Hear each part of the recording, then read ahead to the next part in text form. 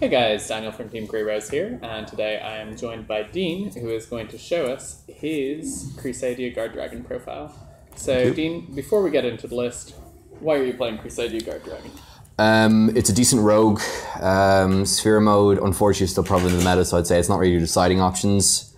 I don't think it's too greedy, because if it goes off, it's usually an auto win. You can play through usually 1 to 2 hand drops depending on where they come in the combo. So if your opponent's not knowledgeable about it, it is a fairly win hard deck, and I really like it. It's also got big dragons. Who doesn't like big dragons? And I like the board state it ends on. It doesn't feel as vulnerable as some of the other boards in the game. Also, it can comfortably go first or second, which I think is really important in this format. And it ends on a kaiju quite often. Yeah, which is just fun. Gamma Seal is Bay. Cool. So we will just hop into the list now. Yep, no problem.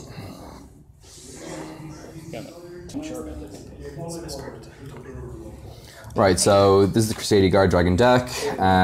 Fairly standard, 3 of each Crusadia. OTKer, access to all combos, make people who use Ogre cry. Salamangrate's biggest dream. I actually got killed by a Salamangrate player because they actually used my Reclusia. So if you know you're going with Salamangrate, try and return this one from grave, even if it's a non-viable option. Leonis, because Nat Beast is a good card and that'll come up later. Dan knows himself last week. No matter how many spell cards he activated, because you can keep interrupting the chain. So the important dragons. 1 RMD, 2 Destrudo, 3 is Greedy and Cloggy, and I don't like a Morphage Goliath until we get the Herodic Link monster. It's considered to be a completely dead card in hand, where this is nearly always live, and it's how you make your Boral Savage and make it easily.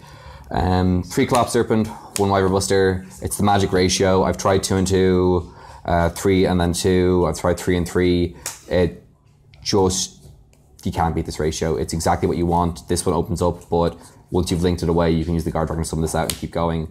Yeah, Saryuja lets you put it back. Yeah, the ones you don't want. Yeah. So you can fix up your hand, it's not a problem. The absolute cuteness of the deck that also makes people cry and panic is the Rescue Cat engine.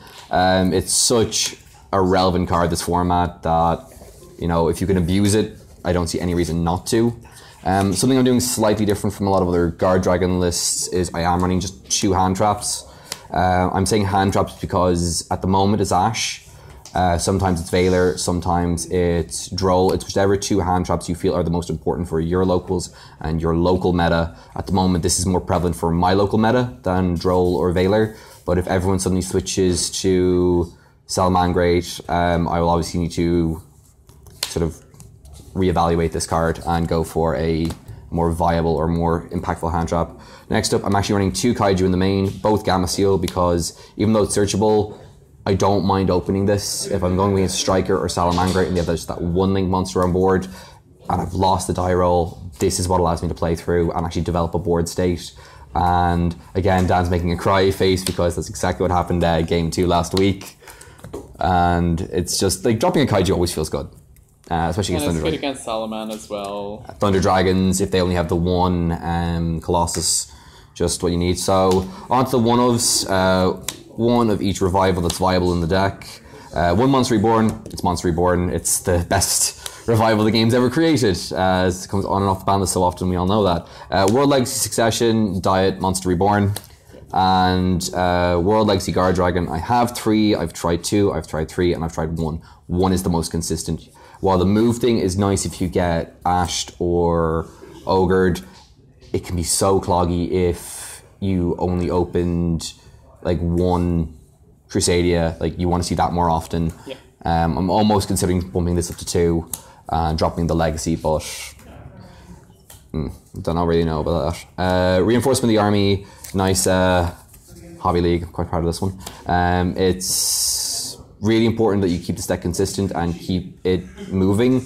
And sometimes if you open just 1 Crusadia and then you the 5th card in your hand, you see this, you're you breathe a sigh of relief. There is your access, and because they fear your combo so much, they aren't going to Ash this. They are going to Ash the Maximus or the LP. So this nearly always goes off.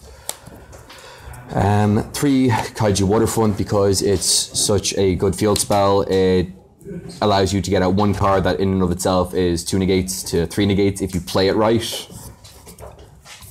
And also just being able to search out your Gamma Seal is really funny. And then 3 Call by the Grave because you need your plays to go off, and it really sucks to get hand trapped for the 3rd time. Yeah. So that's the main deck. Moving on to the extra. Again, we didn't really reinvent the wheel with anything on this. It's just staple Guardragon.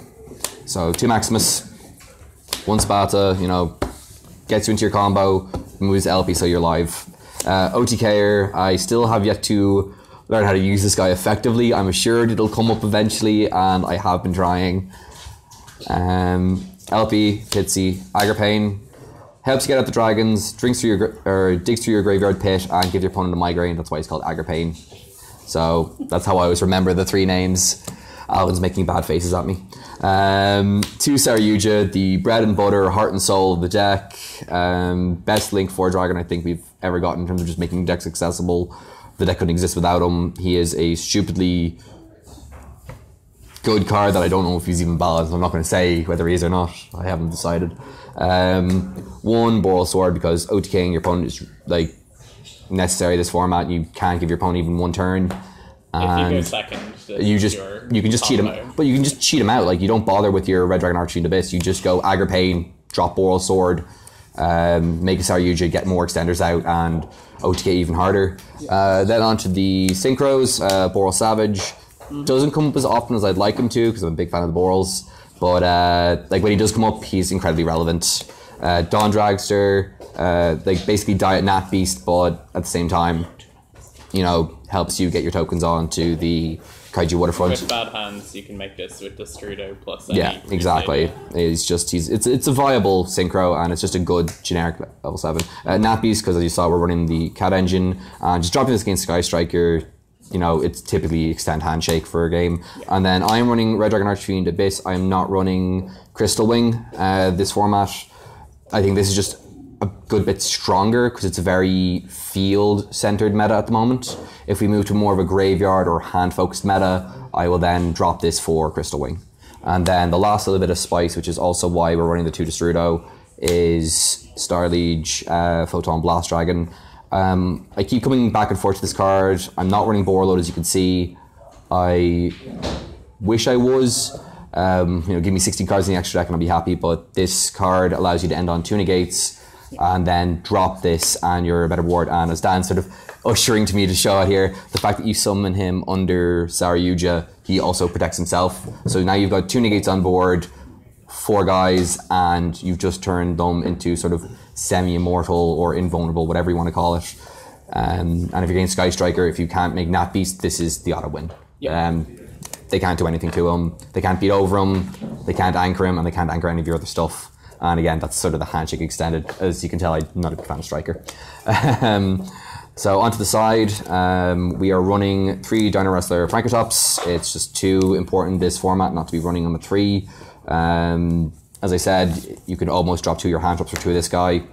He's basically MST, but he does more. Yeah, he's also a body to link away with if you like need to make Saryuja, or if your opponent has 3 monsters and you have 1 Crusadia, you can actually drop some of the Crusadia and now you're off again. Or if you don't have a Kaiju for Saryuja, you can just summon him. Yeah, exactly. If you're going first. Exactly. The 3rd Ash, because as I said, Ash is still relevant in this format, and when you side in all of these guys. The 1 Ash, I side out the Waterfronts, and I side in the Ash, and I side in these 2, because Kaijus are very relevant in this format. I think everyone should be siding at least 3 Kaijus in their side deck just to make sure they can go off. Draw and Lockbird, it's in my side because it's an important card for tournaments. Not too important for my local meta just yet, but it's a good card, and as I said, I keep going back and forth whether or not I want 2 of this in my main deck or 2 Ash. But Ash keeps winning out because it's a level 3 tuner, and it can make Dawn Dragster if I'm forced to.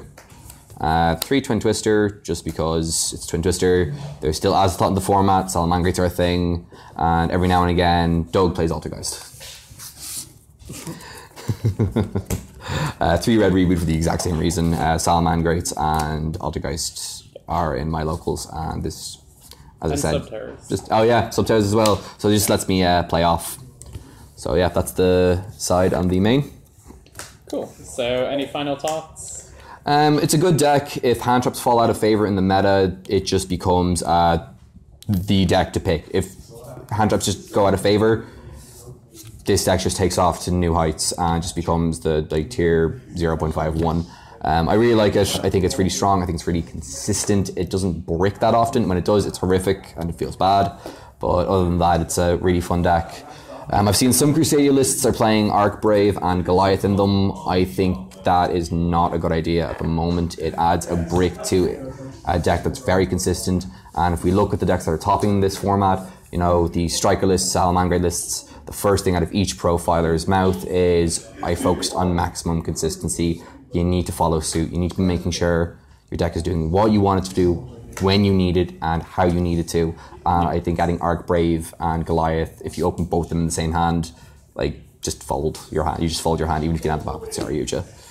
So Awesome. that's the list. That's perfect. Any shoutouts? Shout out to my fiance, or she might hurt me. All the lads in the war chest who helped me theory, put up my crazy antics. This man to the side here who lends me cards way more than he should and just gives me cards. He gave me 90% of this deck. Probably 99%. Yeah, like including the Saryuja in it as well, foregoing his chance to play it as well. So thank you so much for that. All the guys who theory and listen to me as well. I think I've said that already, but you know, I keep telling them Fire Prison's going to be good this format, no matter how much they disagree with me, because cybers are a problem. No, they're not. But no. Well, we will find out about Fire Prison soon. Thank you very much for joining us, and we will catch you guys next time. See ya.